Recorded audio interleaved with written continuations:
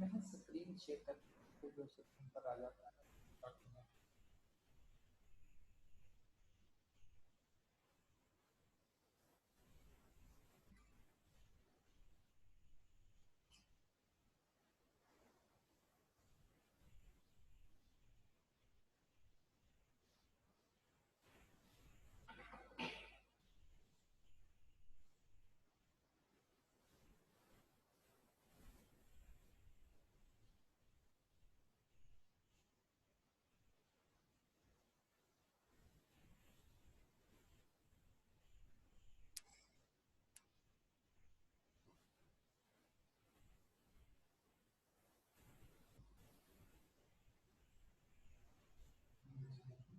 पैसा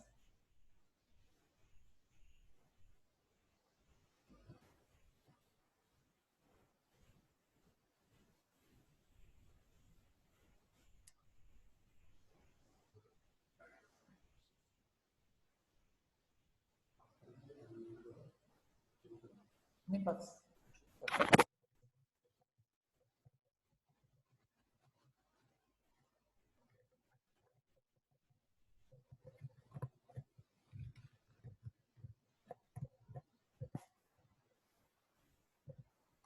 जरा ना इसको आगे काफी आगे होना।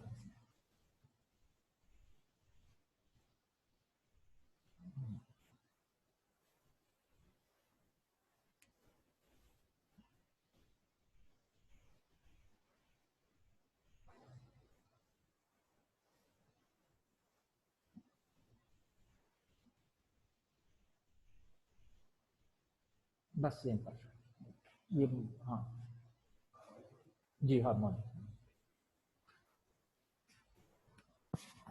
ये मेरे पास आ गया। जी पार्टिसिपेंट मेरी आवाज आ रही है आप लोगों को?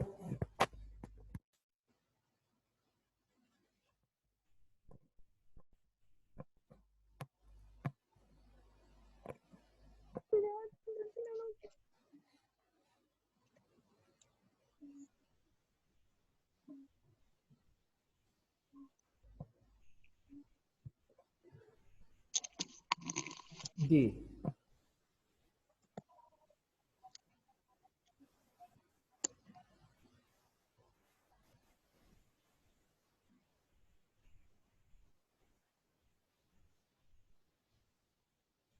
ये माउस मुझे दे दें और कीबोर्ड भी मुझे दे दें, बाकी मैं खुद ही चला लूंगा। चलो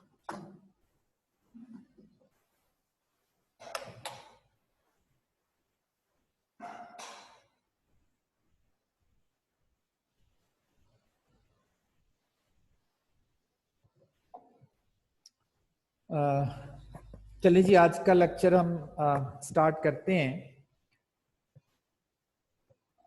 लास्ट टाइम हमने एवरेज की डिफरेंट टाइप्स पढ़ी थी और ये चीज डिस्कस की थी कि किस सिचुएशन में हमें एवरेज कैलकुलेट करने के लिए कौन सा मेथड एवरेज का यूज करना चाहिए। Remember there are 5 different methods to calculate the average and these methods are not alternative methods. ये अल्टरनेटिव्स नहीं है कि हम समझें कि शायद ये अल्टरनेटिव्स हैं, तो वो अल्टरनेटिव मेथड्स जो हैं ये अल्टरनेटिव मेथड्स नहीं है। ठीक, तो इसके लिए अल्टरनेटिव मेथड चूंकि नहीं है तो फिर हमने डिसाइड करना होता है कि किस सिचुएशन में हमें कौन सा मेथड जो है वो अप्रोप्रिएटली यूज करना है। ये डिस्कशन पहले भी की गई कि ये जो क्लास है, ये फिलहाल ये जो क्लास है इसमें इस चीज की डिस्कशन नहीं है कि हम लोग जो हैं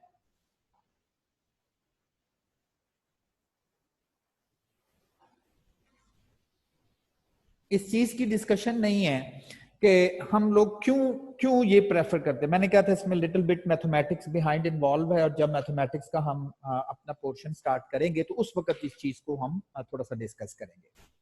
थर्ड टाइप की जो एवरेज पढ़ रहे हैं that is the harmonic mean is a useful measure of central tendency for averaging data that are in rates, कि जो डेटा सेट जो है वो रेट की फॉर्म में हो तो फिर हम उसके लिए जो यूज करते हैं हार्मोनिक मीन। लेकिन इसमें भी हमने टेक केयर करनी है। कल लास्ट टाइम आपको रेशो प्रपोर्शन और रेट का डिफरेंस बताया था कि rate is a type of ratio of two quantities which are measured in different units. Rates ratio ही होती है दो क्वांटिटीज की, लेकिन उनके यूनिट्स जो हैं वो डिफरेंट होंगे। जैसे स्पीड है, डिस्टेंस ओवर टाइम। और फिर ये चीज डिस्कस की थी कि in averaging the rates if numerator is constant, ये न्यूमिनेटर अगर कांस्टेंट हो, ये numerator, this one is a denominator, अगर न्यूमिनेटर में क्वांटिटी कांस्टेंट है then harmonic mean is appropriate, and if the denominator is constant then the arithmetic mean is appropriate. तो हमें rates में फिर दो चॉइसेस आ गई।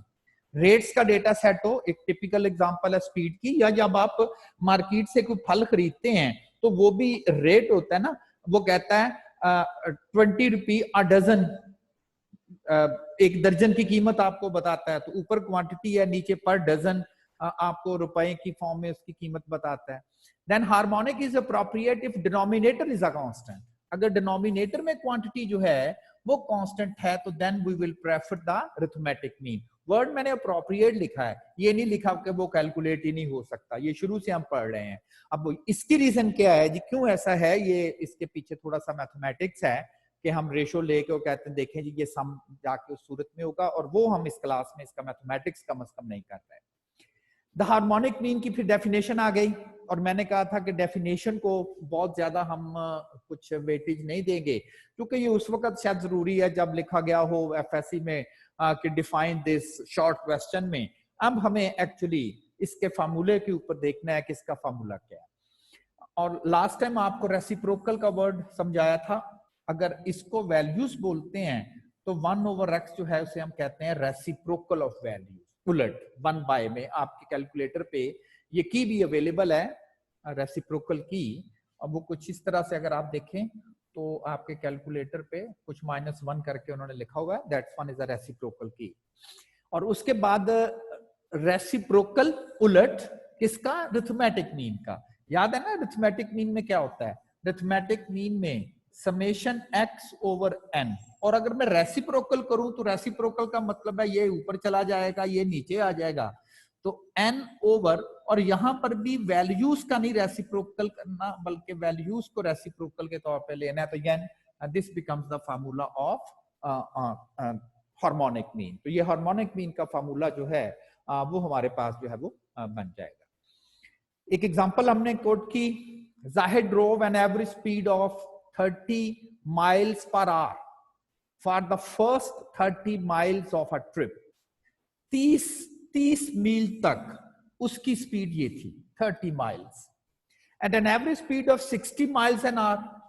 अब उसकी स्पीड चेंज हो गई, लेकिन डिस्टेंस उसने अब भी उतना ही तय किया है, 30 miles at an average speed of 90 for the remaining 30 miles। अब उसकी स्पीड 90 हो गई और फॉर द रिमेनिंग 30 miles। अब देखें यहां पर भी माइल्स उतना ही उसने कवर किया है, यहां पर भी उसने माइल्स उतने ही कवर किए हैं, और आगे भी उसने उतने ही माइल्स कवर किए हैं। यानी कि इसमें इस स्पीड वो चेंज करता जा रहा है, लेकिन जो डिस्टेंस कवर किया है उसने वो हर जगह पर 30 माइल्स ही है। तो डिस्टेंस इज अ कांस्टेंट, और अगर डिस्टेंस कांस्टेंट हो, और डेटा तो जाहिर है हमने स्पीड की एवरेज करनी है, कभी वो 30 की स्पीड से मूव कर रहा है, कभी वो 60 की स्पीड से, कभी वो 90 की स्पीड से मूव कर रहा है, लेकिन हर दफा जो उसका डिस्टेंस कवर्ड है वो सेम ही है, हर दफा उसका जो डिस्टेंस कवर चल रहा है वो सेम चल रहा है।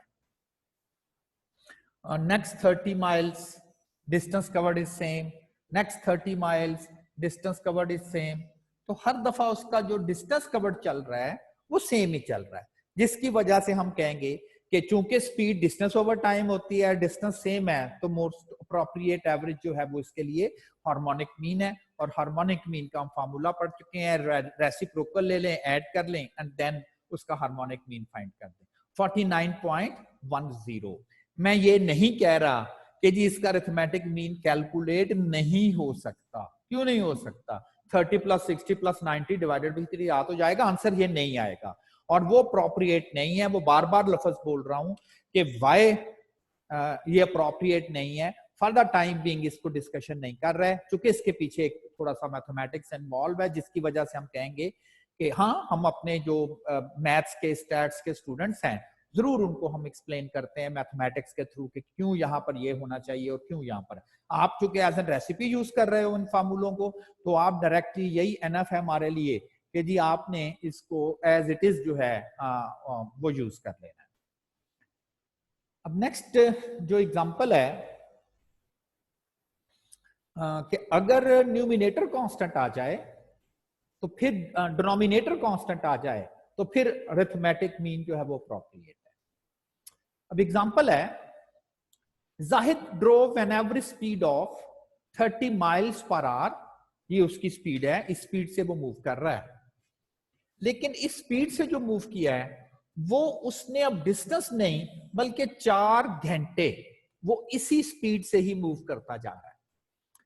60 miles an hour for the next 4 hours, अगले 4 घंटे वो इसी स्पीड से ही मूव कर रहा है। If he made no stop during the trip and reached his destination in 8 hours, what was his average speed in miles per hour for the entire trip. फिर speed को एवरेज करना है। एक दफा उसकी स्पीड 30 है, नेक्स्ट टाइम उसकी speed 60 है, एवरेज हमने स्पीड को ही करना है और स्पीड है distance over time.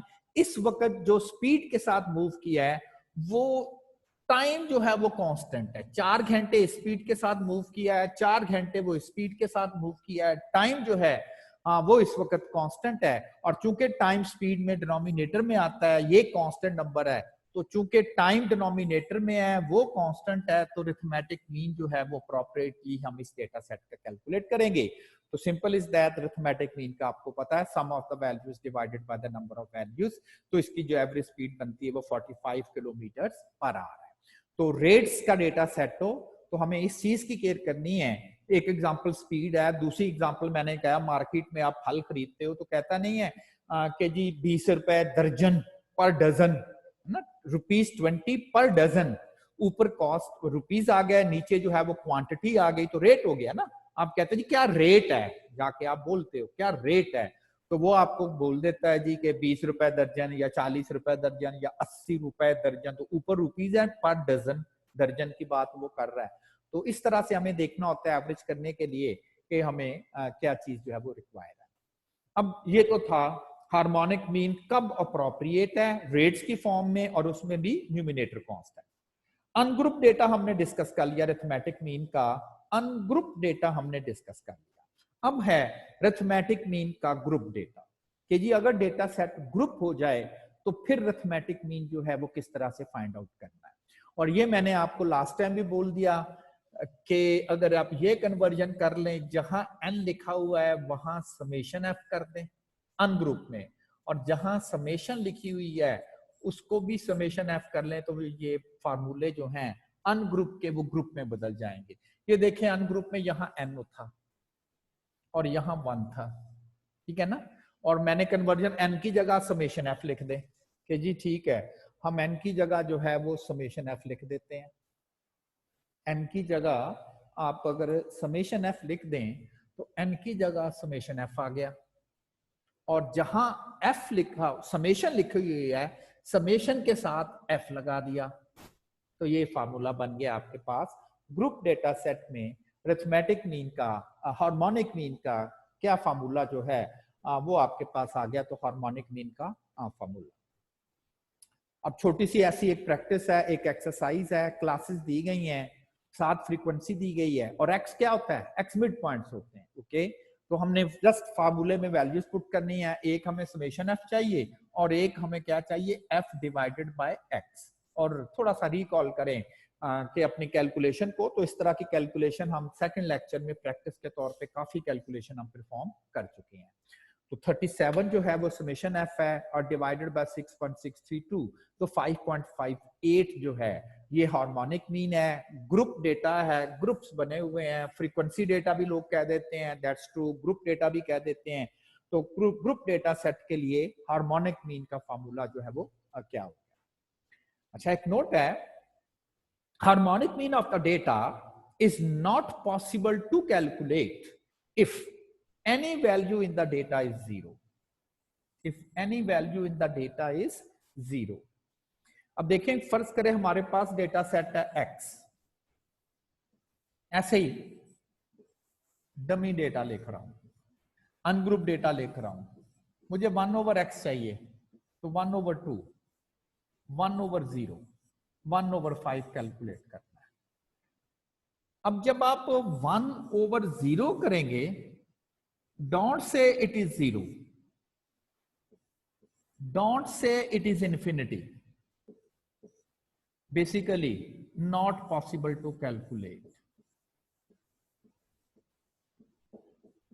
not possible to calculate,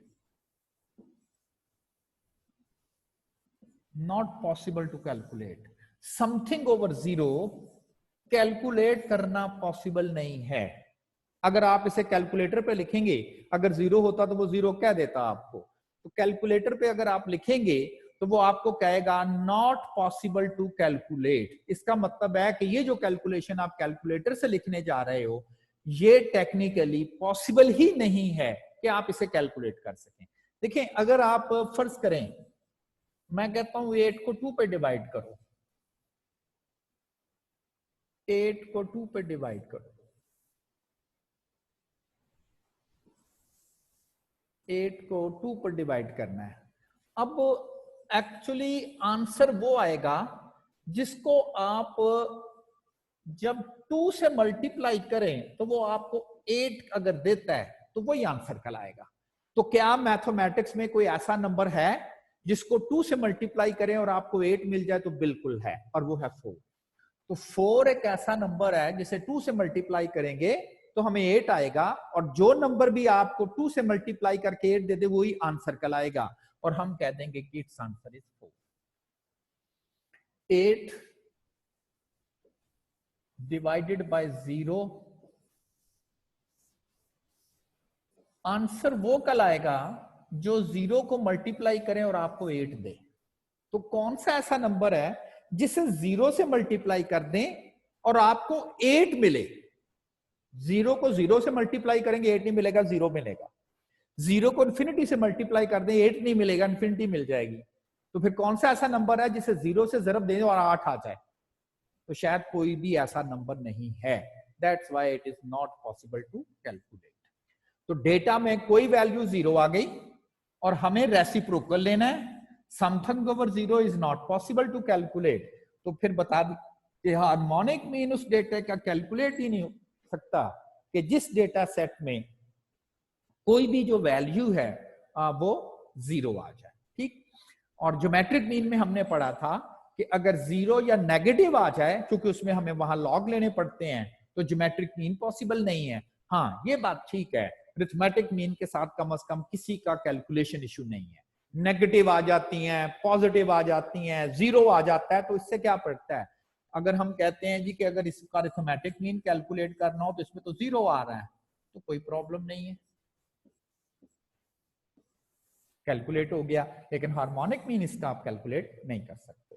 तो कैलकुलेशन, और ये जो पॉइंट है B point, extreme values, outlier क्या चीज है, ये एक्चुअली नेक्स्ट में जब डिस्कस करूंगा तो फिर यहाँ पर कैलकुलेट होगा।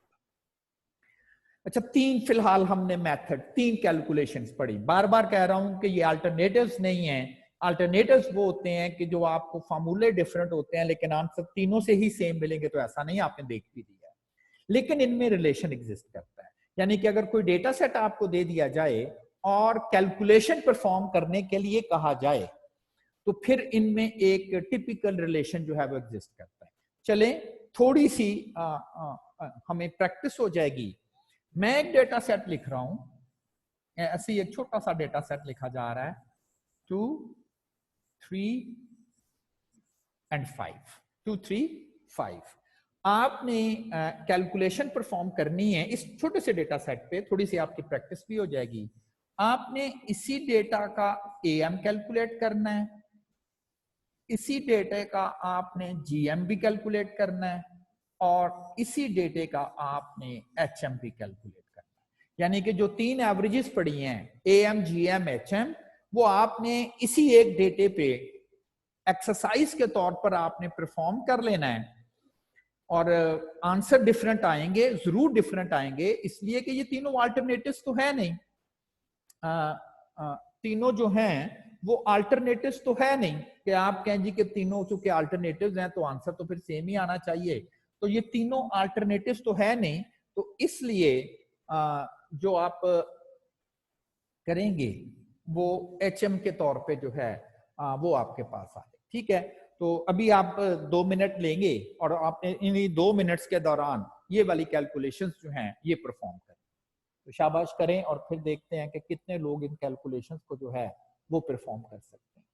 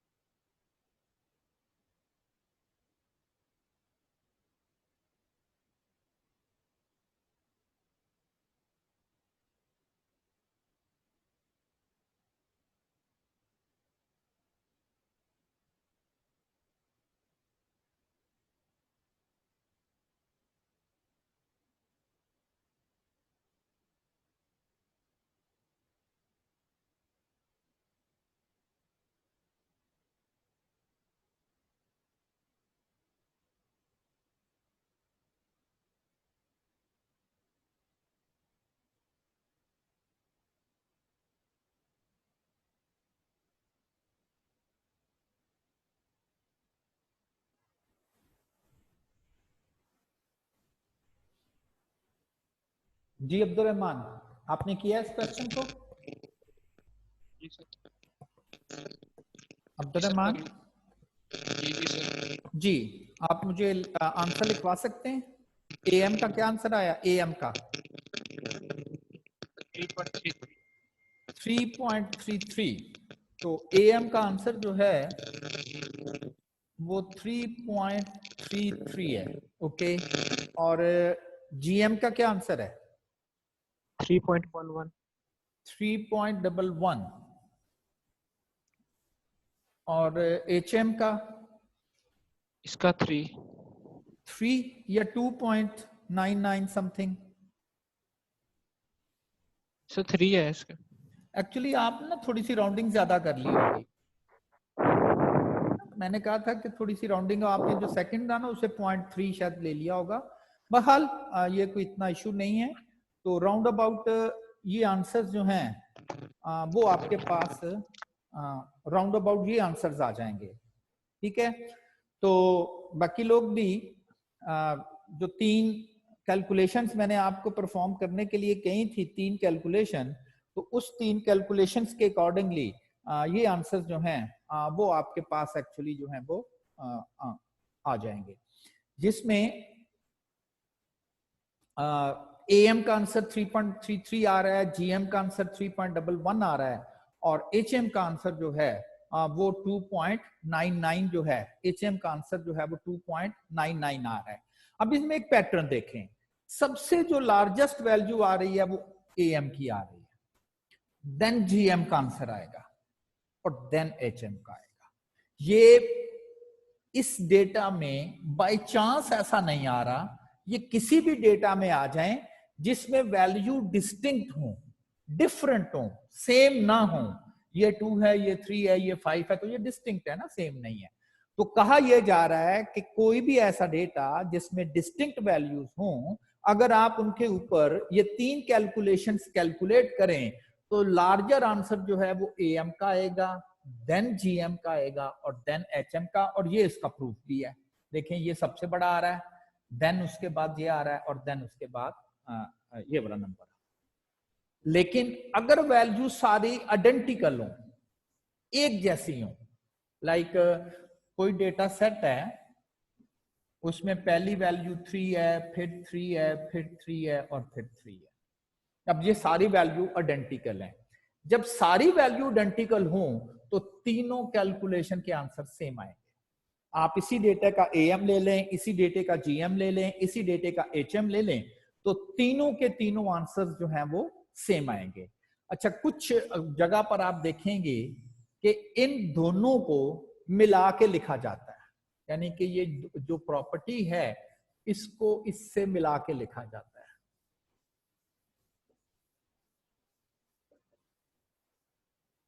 इससे मुराद ये होती है, इसे पढ़ते हैं ग्रेटर देन और इक्वल टू, ग्रेटर देन और इक्वल टू। ये जो सिंबल होता है एएम जीएम, इससे मुराद होती है कि ये 2 सिंबल हैं,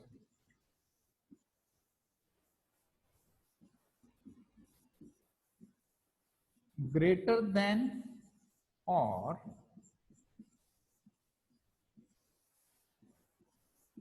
इक्वल टू। ये 2 सिंबल है, ग्रेटर देन और इक्वल टू। जब दोनों को इकट्ठा मिला के लिखा जाता है तो कुछ इस तरह से हम लोग इसको मिला के लिखते हैं। ठीक, अब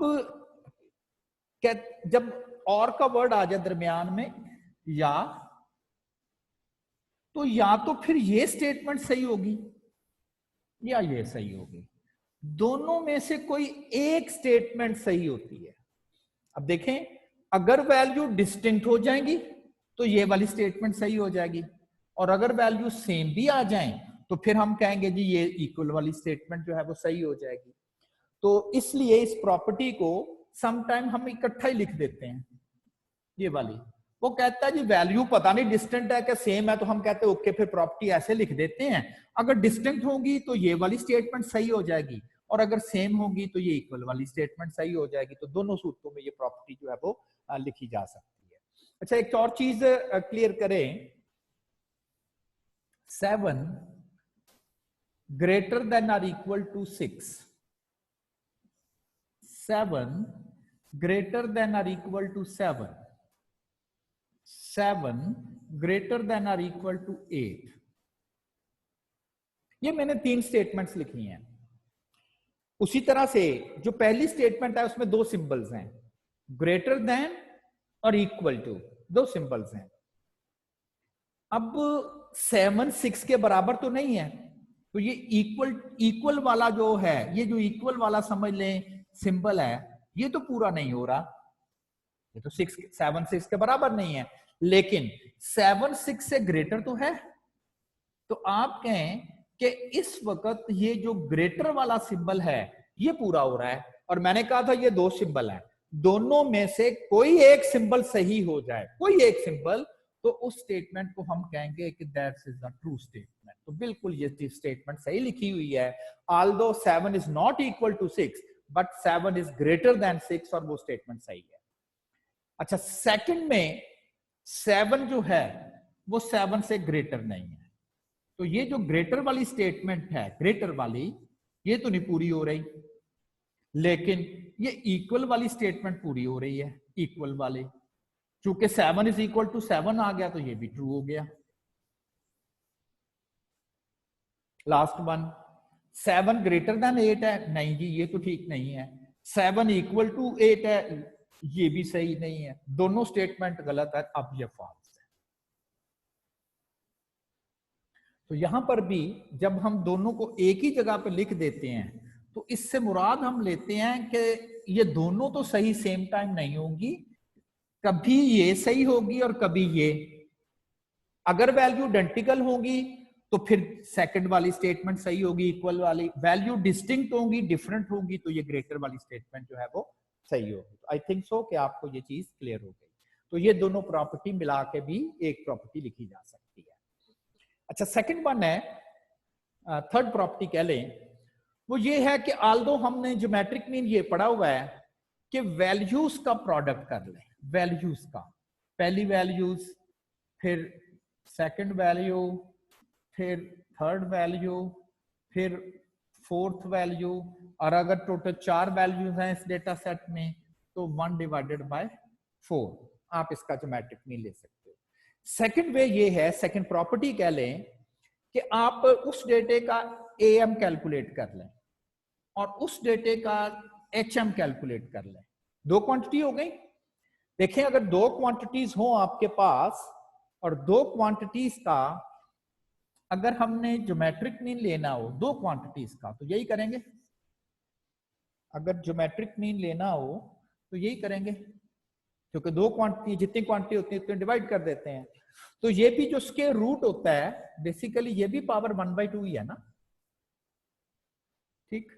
तो इससे मुराद ये है कि किसी भी डेटा का अगर ज्योमेट्रिक मीन लेना हो, या तो उन वैल्यूज का ज्योमेट्रिक मीन ले लिया जाए, जितनी भी वैल्यूज हैं, फर्ज करें वो के वैल्यूज हैं, या तो वैल्यूज का प्रोडक्ट ले लिया जाए, या पहले उस डेटा का अरिथमेटिक मीन कैलकुलेट कर लें, फिर उस डेटे का हार्मोनिक मीन कैलकुलेट कर लें, और फिर उनका ज्योमेट्रिक मीन ले लें।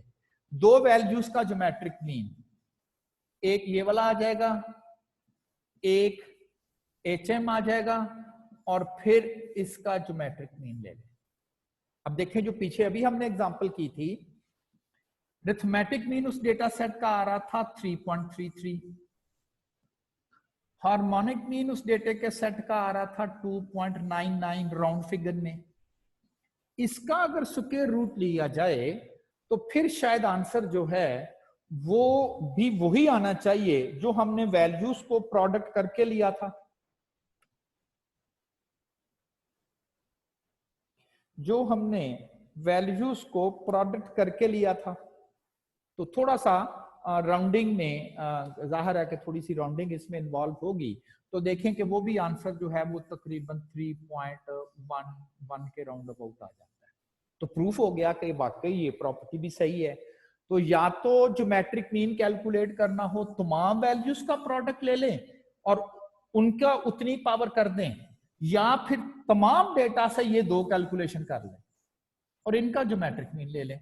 जाहिर है ज्योमेट्रिक मीन जितनी वैल्यूज का लेना होता है उसी से उसको डिवाइड करना होता है। तो ये प्रॉपर्टीज आपने जो है वो ज़हन में रखनी है कि किस तरह से ये जो प्रॉपर्टीज हैं ये शेयर करती है।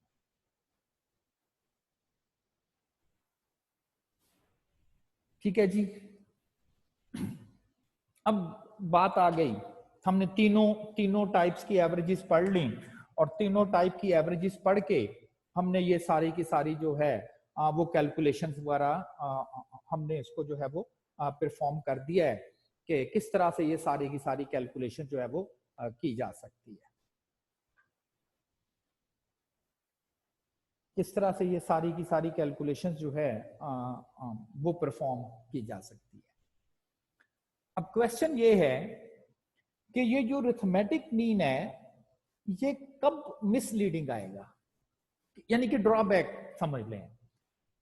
अरिथमेटिक मीन जो पहला मीन है कब हमें यूज नहीं करना चाहिए, अरिथमेटिक मीन हमें कब यूज नहीं करना चाहिए, कब हम जो है वो अरिथमेटिक मीन को अवॉइड करना चाहिए, हमें यूज नहीं करना चाहिए अरिथमेटिक मीन को। हमें अरिथमेटिक मीन को कब यूज नहीं करना चाहिए? When objective is to find the value that are exactly at the center of the data. अगर हमारा ऑब्जेक्टिव ये हो कि ऐसी वैल्यू फाइंड करें जो डेटा के बिल्कुल सेंटर में हो, तो मीन मत कैलकुलेट करें, क्योंकि मीन लाजमी नहीं है कि डेटा के बिल्कुल सेंटर वाली वैल्यू लाजमी नहीं है। सेकंड, कि जब हमें मीन कैलकुलेट नहीं करना, when data contain outlier, yes ये वही वर्ड है कि जो हमने पहले भी लिखा था। आउटलायर किसी भी ऐसी वैल्यू को कहते हैं जो एक्स्ट्रा ऑर्डिनरी लार्ज और स्मॉल हो, उसको हम आउटलायर वैल्यू बोलते हैं। एक्सट्रीम वैल्यूज भी कह देते हैं आउटलायर। अब कितनी लार्ज हो कितनी स्मॉल हो फिलहाल ये डिस्कशन नहीं है, फिलहाल आपको ये नहीं बताया जा रहा, बस इतना ही कहा जा रहा है जी कि आउटलायर ऐसी किसी भी वैल्यू को कहेंगे, लाइक मेरे पास डेटा सेट है, वैल्यू है 5, 7, 9, 15, 20, 105। आप कहेंगे बाकी वैल्यू तो कोई 5 है, कोई 6 है, कोई 10 है, कोई 12, 105 चले गई है, वो आउटलायर कहलाएगी, एक्स्ट्रा ऑर्डिनरी लार्ज हो गई। ठीक, फिलहाल आपको नहीं बताया जा रहा, बकायदा एक हमारे पास फार्मूला होगा कि जी कितनी large is a large, how much large is a large, वो बकायदा फिर हम उसको जो है वो कैलकुलेट करेंगे, देखेंगे। लेकिन बहरहाल अगर डेटा में आउटलायर आ जाए, आउटलायर क्या कहलाती है? ऐसी कोई भी वैल्यू जो बाकी डेटा वैल्यू से मैच नहीं कर रही। क्यों नहीं कर रही? कि जी वो एक्स्ट्रा ऑर्डिनरी लार्ज है, that is not consistent with the rest of the data, बाकियों की तरह नहीं है, उस तरह की नहीं है। लाइक एक वैल्यू है 1.7, 2.1, 3.2 और एक वैल्यू है 4.9, 49। 49 वैल्यू जो है वो आउटलायर है, क्योंकि बाकी तो 1.7, 2.1, 3.2 में भी ये ये 4.9 होती तो शायद मैं कह देता कि नहीं जी अब ये ठीक है। तो इस तरह से कोई बात, तो दो सिचुएशन जिसमें हमें अरिथमेटिक मीन शायद नहीं कैलकुलेट करना चाहिए।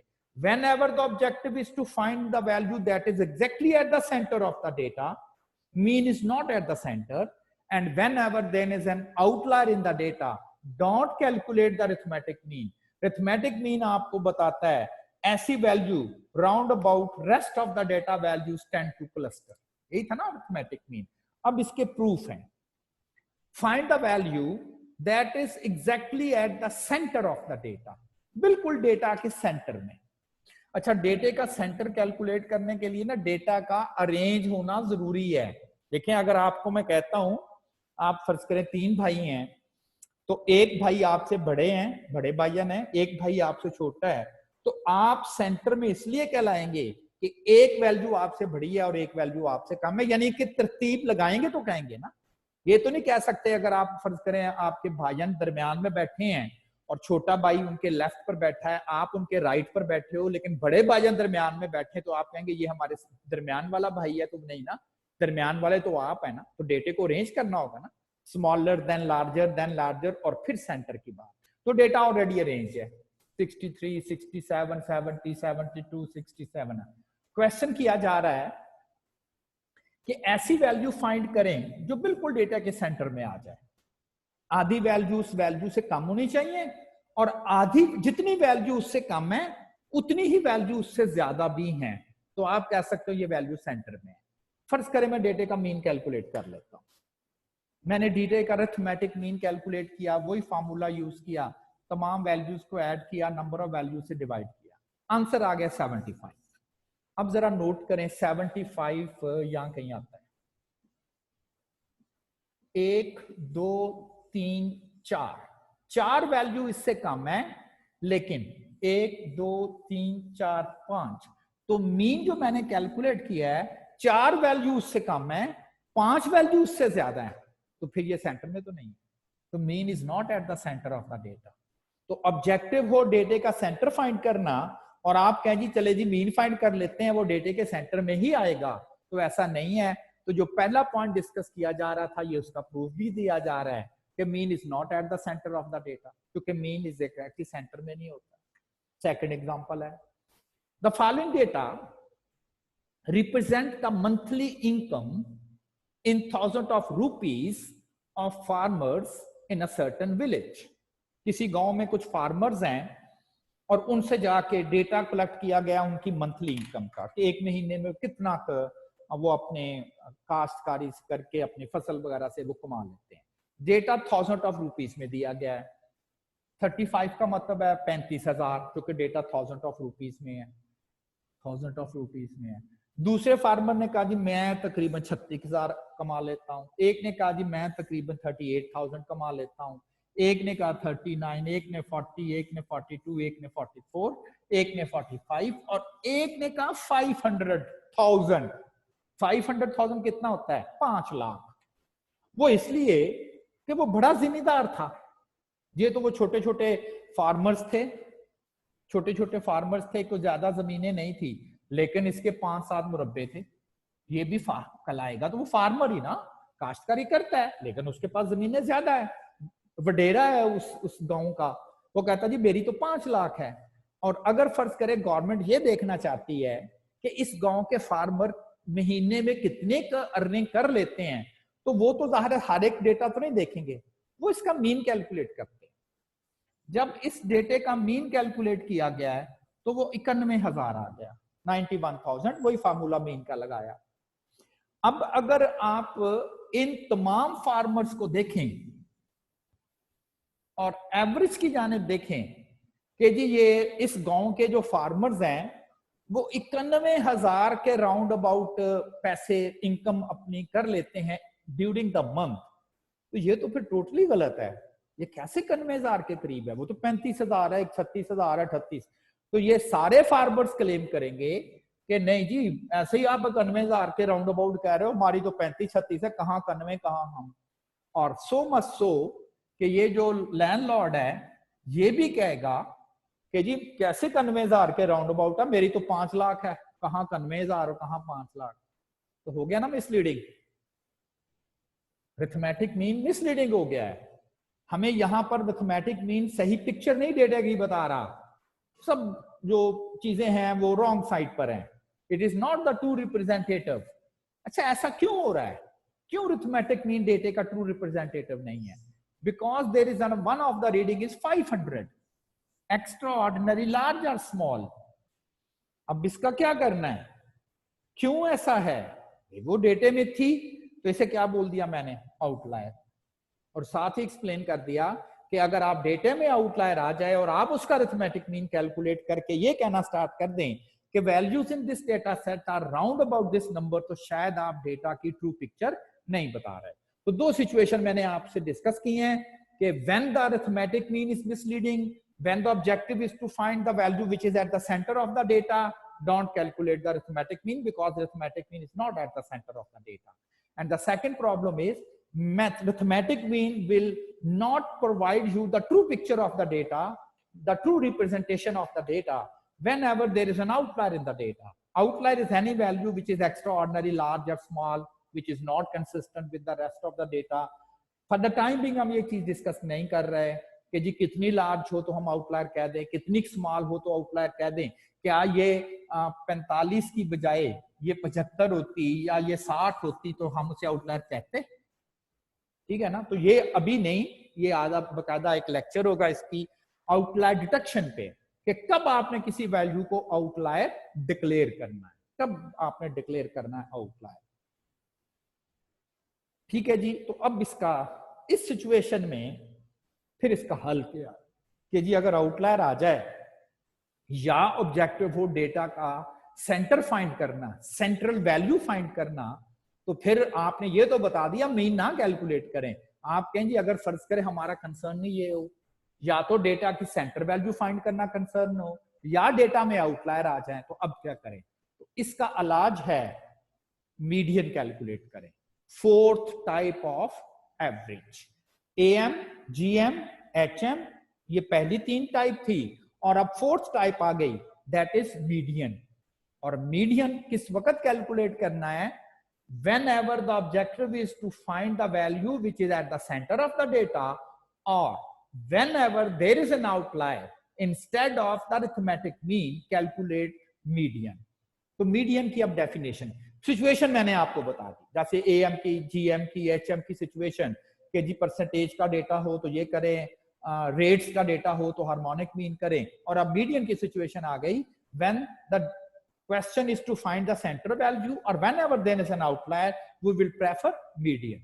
और अब उसकी definition, median is the value that divides the arranged data, डेटे को अरेंज करना जरूरी है फिर ही सेंटर वैल्यू आ जाएगी, that divides the arranged data into 2 equal parts, that is 50% data below and 50% data above it, that is median is at center of the data। हाँ, उसमें लिखा था not at the center of the data, arithmetic mean के लिए लिखा था, और median जो है वो बिल्कुल डेटा के सेंटर में है। और अब कह रहे हैं जी कि अगर ऑब्जेक्टिव हो डेटे का सेंटर फाइंड करना ऑब्जेक्टिव हो, तो फिर हम किस तरह से, अगर डेटे का ऑब्जेक्टिव हो कि हम इसको फाइंड करेंगे, तो फिर किस तरह से हम इसको फाइंड कर सकते हैं? तो फिर हमें डेटे का मीडियन कैलकुलेट करना। अच्छा, लेट्स, ये मीडियन की डेफिनेशन होगी, मीडियन फाइंड कैसे करना है। इसके एक्चुअली 2 स्टेप हैं। पहला स्टेप होगा लोकेशन, कहां पर है, कौन सी वैल्यू मीडियन है, 5वीं, 7वीं, 10वीं, 11वीं। तो ये फार्मूला आपने याद रखना है। n है number of values in the data, n+1 divided by 2th, th लिखा हुआ है, 2th observation in the data. जिस इस लोकेशन पे 7th है ये लोकेशन, या 8th है, या 5th है, या 4th है, इस लोकेशन पे जो भी वैल्यू होगी उस वैल्यू को हम कहेंगे ये मीडियन है। देखिए 4 और 4th में फर्क है ना, 4 और 4th, 5th, 5वां, 5वां, वो जो 5वां है वो तो एक ही है ना। कौन सा 5वां स्टूडेंट, तरतीब में लोग बैठे हैं, मैं कहता हूं 5 स्टूडेंट आ जाएं तो 5 ज्यादा होंगे ना, 5वां स्टूडेंट आ जाए तो इसका मतलब वो सिर्फ एक होगा। मैं उसकी लोकेशन बता रहा हूं, 5th लोकेशन पे जो स्टूडेंट बैठा हुआ है, सिर्फ उसकी बात हो रही है। तो मीडियन वैल्यू होगा कौन सी वैल्यू, जो इस लोकेशन पर पड़ी हुई है, n+1 डिवाइडेड बाय 2, ये आपको लोकेशन बता दे। मैंने ऐसे ही एक थोड़ा सा ग्राफ की फॉर्म में समझाने की कोशिश की है कि फर्ज करें ये डेटा की मिनिमम वैल्यू है और ये डेटा की मैक्सिमम वैल्यू है। डेटा रेंज हो गया है, मीडियन ऐसी वैल्यू को लाएगा जो बिल्कुल डेटा के सेंटर में आए, ताकि आधी वैल्यू इधर आ जाए और डेटा की आधी वैल्यू उस साइड पे चली जाए। 50% डेटा उस वैल्यू से कम हो जाए और 50% डेटा जो है वो उस वैल्यू से ज्यादा हो जाए, तो वो वैल्यू मीडियन कहलाएगी। अब क्वेश्चन ये है कि ये जो मीडियन है ये फाइंड कैसे करना है, कहां पर है ये वो मीडियन? तो आप कहेंगे इस लोकेशन पर पड़ा हुआ है, n+1 divided by 2th observation. अब जरा इसकी एक एक्सरसाइज करते हैं, एक न्यूमेरिकल एग्जांपल करते हैं। The following data represent the marks obtained by 20 students during entry test of a college, find the median marks. किसी कॉलेज में एंट्री टेस्ट हुआ है, स्टूडेंट से टेस्ट लिया गया है एडमिशन के लिए, एंट्री टेस्ट हो रहा है और स्टूडेंट्स ने पेपर दिए, स्टूडेंट्स के नंबर, पहला स्टूडेंट है उसके 5 नंबर आए उस पेपर में, तैयारी अच्छी नहीं होगी, 1 के 15 आए हैं, 16 भी हैं, 20 भी हैं, 43 भी हैं, 66 नंबर वाला भी स्टूडेंट है उस एंट्री टेस्ट में। फॉर एग्जाम्पल कॉलेज वाले ये डिसाइड कर लेते हैं कि हम जितने भी इस टेस्ट में लोग आए हैं, हम आधे स्टूडेंट्स जो हैं, हाफ, उनको हम एंट्री टेस्ट में पास डिक्लेयर करना चाहते हैं और आधे स्टूडेंट को कह दे कि सॉरी जी आप एंट्री टेस्ट में फेल हो गए हैं। और कंसर्न ये था कि पासिंग मार्क्स कितने रखे जाएं, passing marks.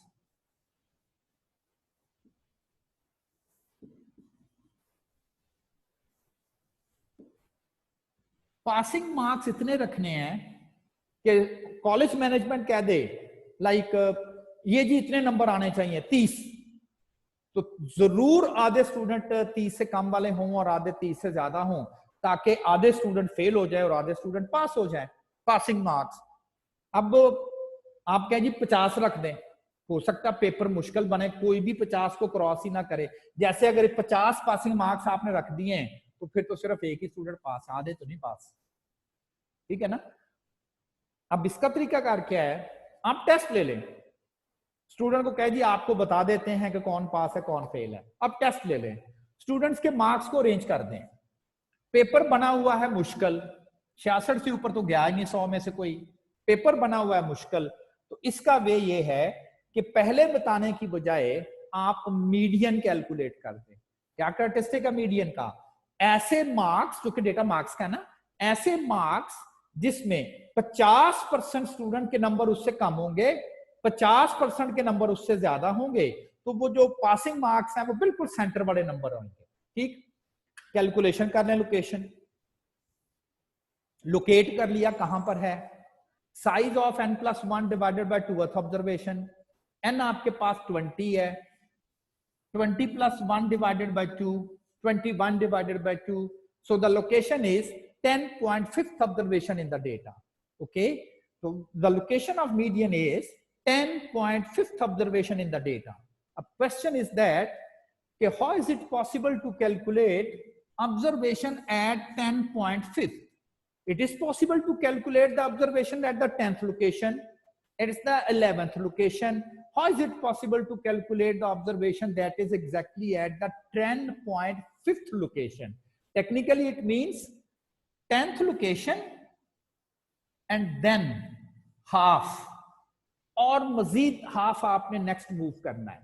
10.5 means 10th location और उससे मजीद हाफ जो है वो आपने नेक्स्ट मूव करना है। तो अब इसको किस तरह से हम इसकी वैल्यू कैसे फाइंड करेंगे, मीडियन वैल्यू कैसे फाइंड करेंगे। ये जो 10.5 है इसमें होल नंबर है 10 और फ्रैक्शनल पार्ट है 0.5, तो आप इसका होल नंबर ले लेंगे। और रिमेंबर 10 नहीं लिखना, 10 नहीं लिखना, 10वां लिखना है। 10th प्लस फ्रैक्शनल पार्ट कितना है 0.5, दैट इज हाफ। किसका हाफ, 10 के बाद की ऑब्जर्वेशन। तो 10.5 के बाद ऑब्जर्वेशन 11 आती है, 10.5 से पहले ऑब्जर्वेशन 10 आती है, तो 11th माइनस 10। फिर रिपीट कर रहा हूं, होल पार्ट 10.5 का होल पार्ट है 10th प्लस फ्रैक्शनल पार्ट 10.5 का फ्रैक्शनल पार्ट है 0.5 इनटू 10.5 के बाद का होल नंबर 11, 10.5 से पहले का होल नंबर 10। अब इसका मतलब ये है 10वें स्टूडेंट के नंबर और प्लस 11वें और 10वें स्टूडेंट्स के नंबर्स का जितना डिफरेंस है उसका हाफ इसमें और ऐड कर दें, तो आप बिल्कुल सेंटर में पहुंच जाएंगे। अब सबसे पहले तो 10th स्टूडेंट के नंबर देखते हैं, 1 2 3 4 5 6 7 8 9 10 30। तो 30 is the marks of the 10th student plus 0.5. 11th student marks is 31 is the 11th student marks minus 30, और जब आप इसको सॉल्व करेंगे तो 30.5,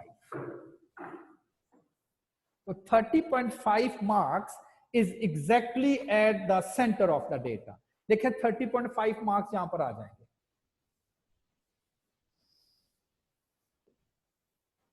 30.5 मार्क्स, ये 10 के 10 स्टूडेंट ऐसे हैं जिनके नंबर उससे कम है, और ये 10 के 10 स्टूडेंट ऐसे हैं जिनके नंबर जो है वो 30.5 से ज्यादा है। तो 30.5 marks is exactly at the centre of the data. अगर कॉलेज मैनेजमेंट ने ये डिसाइड कर लिया है कि एंट्री टेस्ट में आधे लोगों को हमने पास डिक्लेयर करना है और आधे लोग जो हैं वो फेल डिक्लेयर करने हैं, तो टेस्ट से पहले वो पासिंग मार्क्स नहीं बता सकते, वो टेस्ट के बाद ही बताए जा सकते हैं। 100 नंबर का पेपर था, अगर वो बताते जी 50% मार्क्स वाला 50 नंबरों वाला पास है तो सिर्फ एक पास है, फिर तो आधे तो नहीं पास। तो पहले तो बताए नहीं जा सकते, इसलिए कि हमें ये नहीं पता कि पेपर मुश्किल बना हुआ है कि आसान बना हुआ है। आप पहले पेपर लें, नंबर लें स्टूडेंट के, अरेंज कर दें, और जब आपने नंबर अरेंज कर दिए हैं और उसके बाद बताए जा सकते हैं कि what is should be the passing marks, तो 30.5 जो है वो पासिंग मार्क्स डिक्लेयर कर दें। 10 स्टूडेंट 50% स्टूडेंट फेल इस टेस्ट में और 50% स्टूडेंट जो है वो पास हो गए। तो यहाँ मीन नहीं कैलकुलेट करना था, क्योंकि मीन सेंटर में नहीं आता, तो इसलिए हमें यहाँ पर प्रेफरेबली मीडियन कैलकुलेट करना। अच्छा, इसी में कॉन्सेप्ट को मैं फर्ज कर एक्सटेंड कर रहा हूँ। लाइक ये सारे स्टूडेंट के नंबर थे, ये हमें पता चल गया है कि 30.5 ये फेल है, ये पास है। अब जो स्टूडेंट फेल हैं 10 आधे, वो अब कॉलेज को फोर्स कर रहे हैं कि हमारा रीटेस्ट लिया जाए, हमें एक और चांस दिया जाए। अब जो कॉलेज मैनेजमेंट है वो कहती है ये कि भाई आपके 100 में से 5 नंबर आए हुए हैं या 15 नंबर आए हुए हैं, आपका दोबारा टेस्ट क्या करना ना। एक जैसे होती है ना, चीज क्लियर होती है कि 100 में से 5 वाला दूसरे टेस्ट में क्या तीर मार लेगा, लेकिन कॉलेज वालों को फोर्स किया जा रहा है। तो कॉलेज वाले ये डिसाइड करते हैं कि जो फेल हो गए हैं सबका रीटेस्ट नहीं, सबका नहीं, 10 का 10 नहीं, जो फेल हैं उनमें से आधों का, जो फेल हैं 10 उनका मजीद हाफ कर दें। तो हाफ का हाफ, एक पाव कहलाता है ना, पाइया जिसे आप लोग कहते हैं, क्वार्टर कहते हैं इंग्लिश में। तो आप क्या करें, देख लें कि क्वार्टर पोजीशन पर कौन सी वैल्यू पड़ी हुई है, क्वार्टर पोजीशन पे कौन सी वैल्यू, ये थी मिड में, सेंटर में, ये हाफ, हाफ का फिर हाफ, पूरे डेटे के लिए ये क्वार्टर हो गया। फर्स्ट क्वार्टर ऑब्जर्वेशन कौन सी है। सिमिलरली जो स्टूडेंट पास है, मैनेजमेंट कहती है कि हम इनको जरा स्कॉलरशिप भी देंगे जो पास है, एंट्री टेस्ट क्लियर है, कॉलेज में एडमिशन हो गया है, लेकिन स्कॉलरशिप भी देना है। बट कॉलेज वाले डिसाइड, मैनेजमेंट ये डिसाइड करना चाहती है कि सबको स्कॉलरशिप तो नहीं देना जिनका एडमिशन हो गया है, उन्होंने स्कॉलरशिप देना है टॉप 25% को, स्टूडेंट्स को, और ये डिसाइड करना है कि उनके कितने नंबर हो जिनको स्कॉलरशिप दे दिया जाए, और स्कॉलरशिप कितने स्टूडेंट को मिले, 10 का 25%, यानी कि थर्ड क्वार्टर ना, हाफ का हाफ फिर कर दे। तो ये वो स्टूडेंट, ये जितने नंबर आएंगे उनका रीटेस्ट होगा, और जिनके नंबर इससे ज्यादा होंगे उनको स्कॉलरशिप मिलेगा। और ये तो फिर मैंने देखे डेटा कितने पार्ट में डिवाइड किया, 4 पार्ट्स में, first part, second part, third part और फोर्थ पार्ट्स। तो डेटे को 2 पार्ट्स में अगर डिवाइड करना मीडियन कहलाता है, तो डेटे को 4 पार्ट्स में डिवाइड करना क्वार्टाइल्स कहलाएगा। Divide the data set into 4 parts, quartile, quarter से, और क्वार्टर की वजह से मैंने ये क्यू लिखा हुआ है, Q for quartile. Remember quantity ये 3 होंगी, पार्ट्स 4 कर देंगे, first, second, third, first part, second part, third part और फोर्थ पार्ट। तो 4 क्वांटिटीज, 4 पोर्शन में उन्होंने डेटा सेट को जो है तो 4 पोर्शन में डिवाइड कर दिया।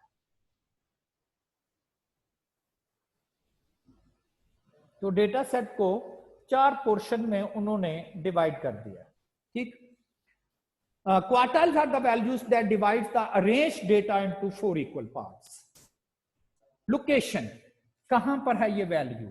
देखिए मैथमेटिक्स में अगर कोई चीज सिमेट्री के साथ लिखनी हो तो बजाय इसके कि हम अलग-अलग लिखें, तो उसके साथ एक जनरल नोटेशन हम ये यूज करते हैं कि यहां पर ऐसे कोई मैंने लिख दिया j और यहां लिख दिया j में बी 1, j में बी 2, j में बी 3। देखा जाए तो एक्चुअली मैंने वहां 3 क्वार्टर के फार्मूले लिखे हुए हैं। अगर मैं j की जगह 1 कर दूं तो 1 इंटू n+1 डिवाइडेड बाय 4, ये आ गई Q1 की लोकेशन फाइंड करने का फार्मूला। j की जगह q कर दिया डिवाइडेड बाय 4, और फिर जब j की जगह 3 किया तो देन तो तीनों फार्मूले मैंने एक ही दफा जो है वो एक्चुअली मेंशन कर।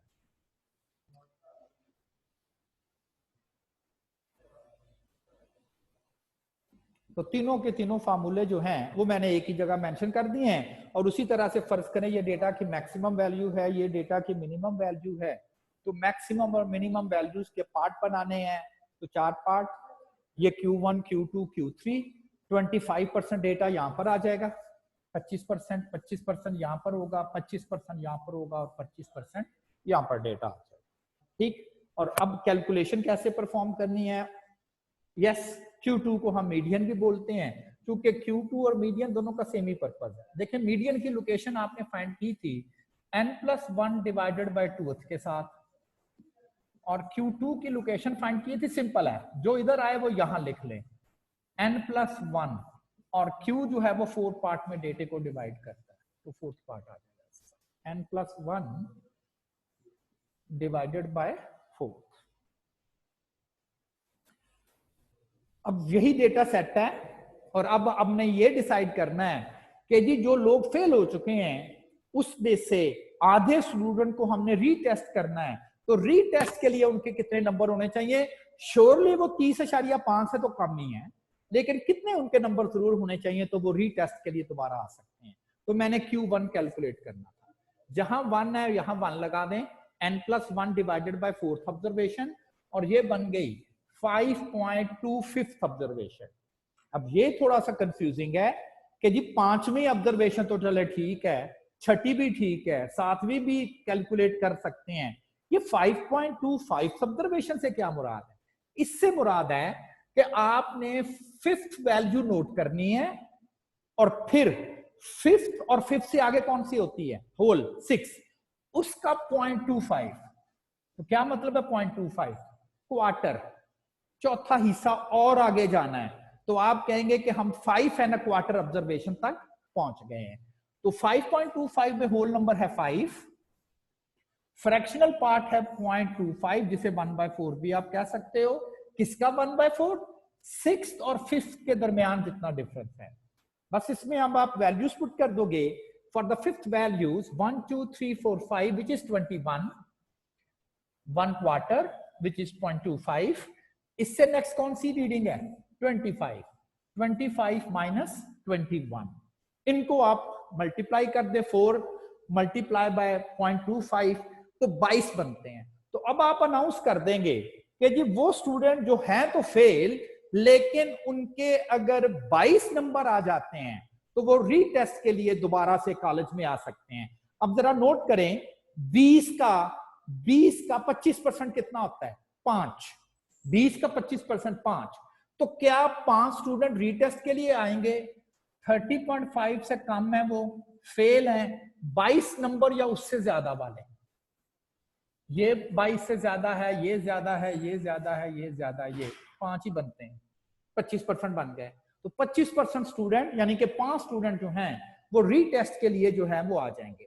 देखें ये छोटी सी एग्जांपल के थ्रू आपको एक्सप्लेन किया जा रहा है, लेकिन जब बहुत बड़े डेटा सेट्स होते हैं तो जाहिर है कि ये फिर देखना कि जी कौन से वैल्यूज हैं, तो इसकी जरूरत ही नहीं है। आप जस्ट क्वार्टाइल्स कैलकुलेट करें, जो सॉफ्टवेयर होते हैं, इवन आपको एक्सेल में भी, जो एक्सेल के टीचर हैं जिनसे आप एक्सेल की क्लास पढ़ रहे हो, तो आपके बकायदा वो स्टैटिस्टिकल कैलकुलेशन उन्होंने आपको एक्सप्लेन करनी है। वो स्टैटिस्टिकल कैलकुलेशन जो है वो आपने उनको आपको बकायदा वो एक्सप्लेन करनी होगी, तो इसलिए वो ये आपसे है। तो बहरहाल Q1 की कैलकुलेशन आपको आ गई। नेक्स्ट जो कैलकुलेशन है,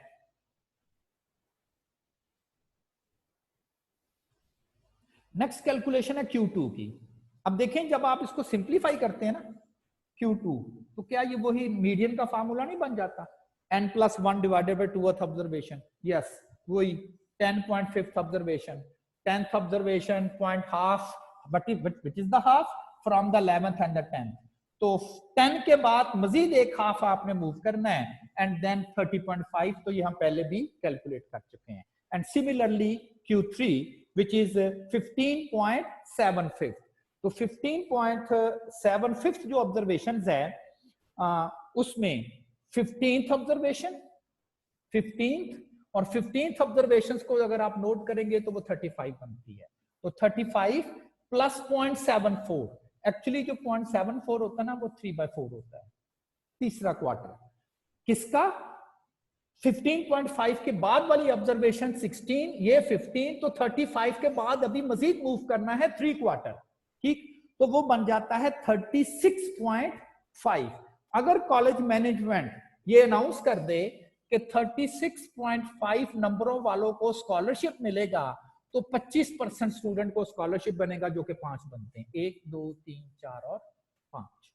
तो इस तरह से आपको ऑब्जेक्टिवली कंसर्न हो कि 2 पोर्शन करने हैं, दैट इज मीडियन, 4 पोर्शन करने हो तो क्वार्टाइल्स, क्वार्टर से, एंड देन इसी चीज की जो है वो एक्सटेंशन है, that is the deciles, that divides the data set into 10 equal parts।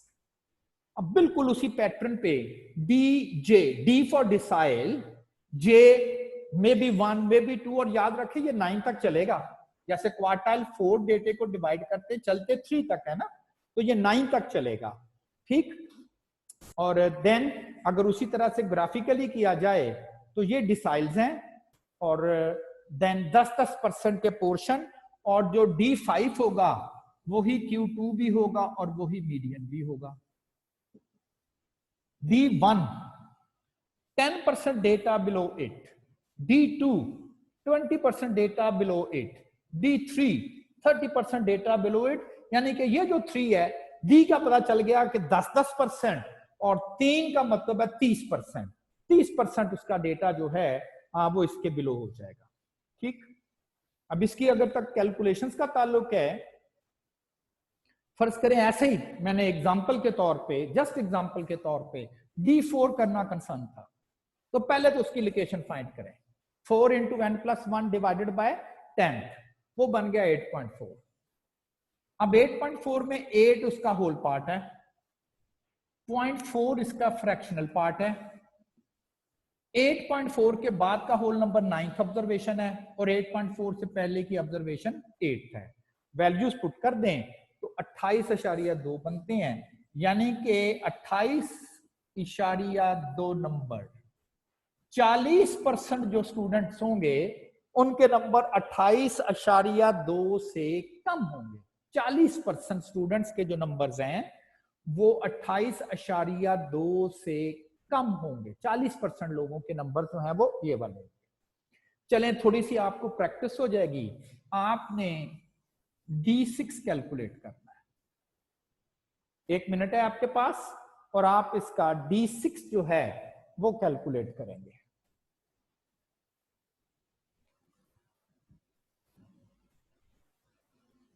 जी करें शाबाश, कैलकुलेट D6।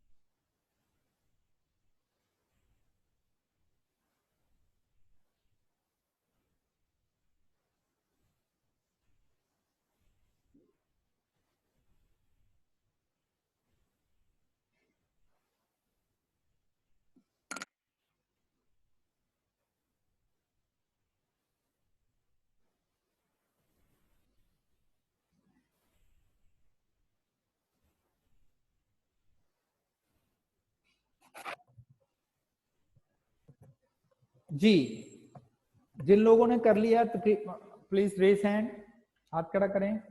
जिन लोगों ने कर लिया है रेज हैंड।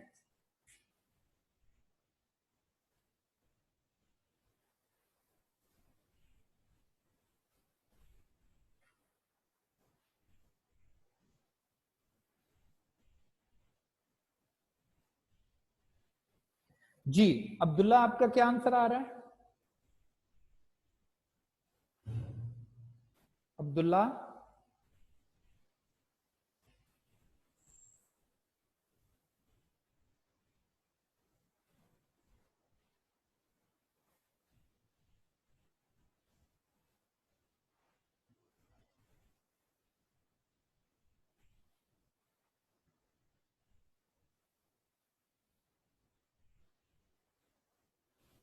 जी नम्रा आपका क्या सर आंसर? मेरा answer 36.2।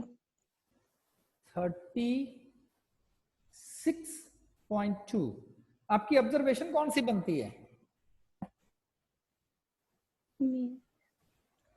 6 into n plus 1 divided by 10 कौन सी ऑब्जर्वेशन बनती है इससे? 15.6। दोबारा से देखें यस सर। क्या बनती है?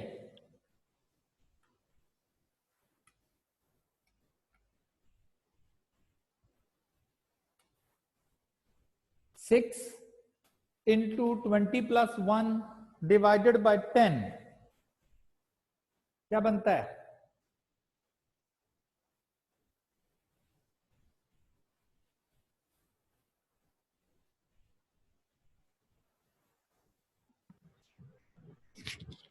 जी अरसलान आपका आंसर?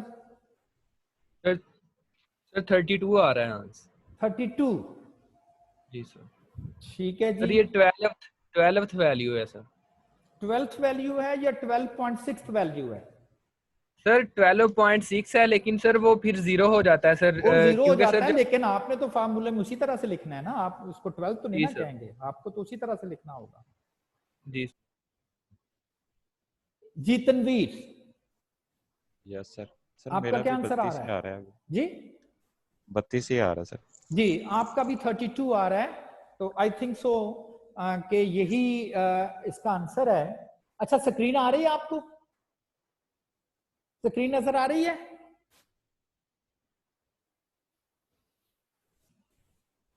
तो एक्चुअली D6 कैलकुलेट करना कंसर्न था, तो D6 कैलकुलेट करने के लिए पहले आपने उसकी लोकेशन फाइंड की, लोकेशन आ गई 12.6, 12 ऑब्जर्वेशन इज 32, ये 12th ऑब्जर्वेशन है, ये 13th ऑब्जर्वेशन है, then 0.6 next observation minus the previous one, by chance दोनों 32, so 32 is the final answer.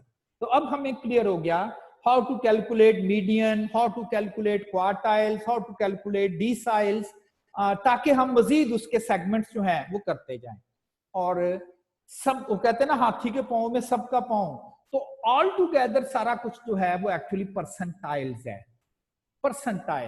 Percentiles are the values that divides the arranged data into 100 equal parts।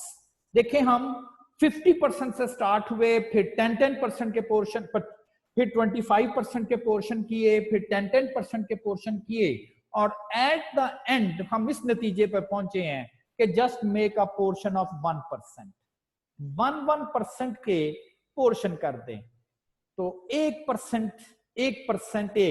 तो obviously जब आप P10 calculate करेंगे तो वो D1 हो जाएगा, तो कि D1 क्या है? 10% डेटा इसके नीचे, तो P10 भी तो वही होगा, P10 1% के साथ। तो एक्चुअली सारा कुछ ही परसेंटाइल्स है, लेकिन चूंकि एग्जाम में आपको वो क्वार्टाइल्स और डिसाइल्स के वर्ड बोलता है, तो वो फिर आपको वो कंफ्यूजन ना हो। P25 किस Q के बराबर है? Q1 के बराबर है, क्योंकि Q1 25% डेटा उसके पीछे, और P25 का मतलब भी यही है। अच्छा, तो आपने एज एन एक्सरसाइज समझ लें, यही जो डेटा सेट आपको प्रोवाइड किया गया है, और ये आपकी, अच्छा कॉपी में ना आपका जो नोट्स हैं उसमें डेटा यही है, डेटा डिफरेंट नहीं है, लेकिन सिर्फ वहां पर जो मैंने मार्क्स की बजाय ना वो कहीं टीवी टाइम लिखा हुआ तो उससे कंसर्न नहीं है आपको। डेटा आपका ना यही है नोट्सों में। तो आपने as an exercise P30 calculate करना है, यानी कि 30th परसेंटाइल जो है वो आपने कैलकुलेट करना है।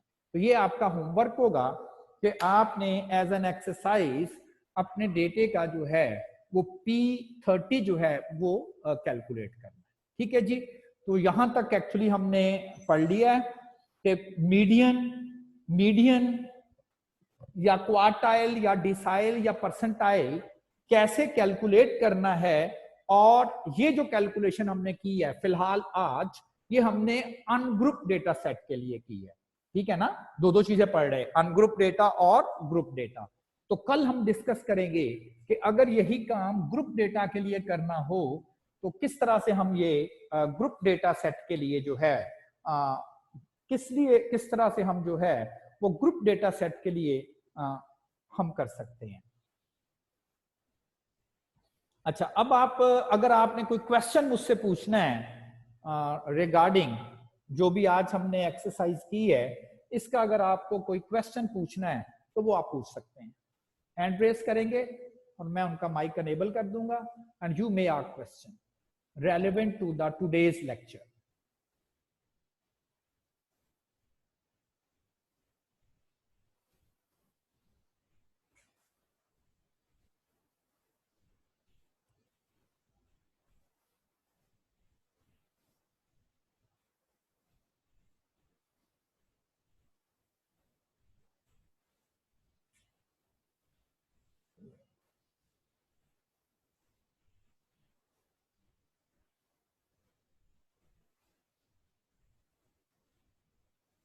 जी Javeria,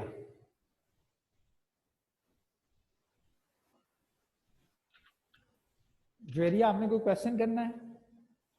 no sir, actually I don't know ये कैसे इसने रेज कर दिया है। अच्छा चलें, ठीक है, फाइन। Anyone else?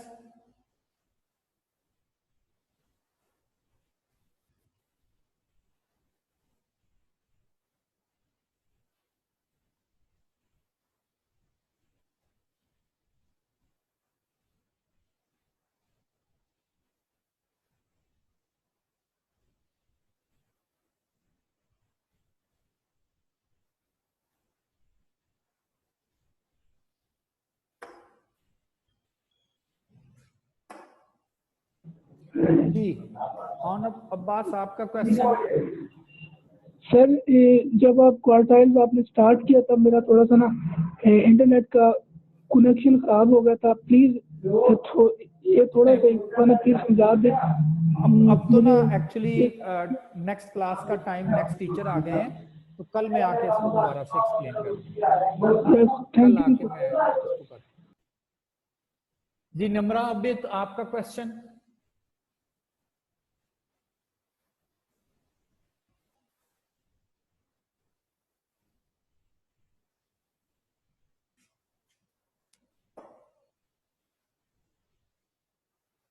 जी नम्रा, सर आज के लेक्चर के मतलब नहीं है, मगर ना मैंने कहना था यूट्यूब पे QM के लेक्चर अपलोड कर दें प्लीज। बेटा ये जो लेक्चर अपलोड का कंसर्न है ना, ये एक्चुअली मेरा डिसीजन नहीं है। मुझे नहीं पता कॉलेज मैनेजमेंट क्या करती है, तो मैं जो कंसर्न पर्सन है उनसे मैं पूछ लेता हूँ कि वो लेक्चर्स जो हैं वो क्या कर रहे हैं, क्योंकि मुझे ना इसका बेटा आइडिया नहीं है कि ये कॉलेज का क्या डिसीजन है। तो मैं बहरहाल उनसे पूछ लेता हूँ कि क्या डिसीजन आप लोगों का क्या है, तो वो फिर मैं उनको बता देता हूँ आपको। चले जी, ठीक है, आज के लिए इतना ही। आप अपना ख्याल रखेंगे, अपनी फैमिली का, अपने पेरेंट्स का आप ख्याल रखेंगे। और माँ वो वाहिद हस्ती है जो कि शायद आपकी कामयाबी से जेलस नहीं होती। तो बाकियों का ख्याल रखे ही रखें, लेकिन माँ का जरूर ख्याल रखिएगा। ओके जी, अल्लाह हाफिज।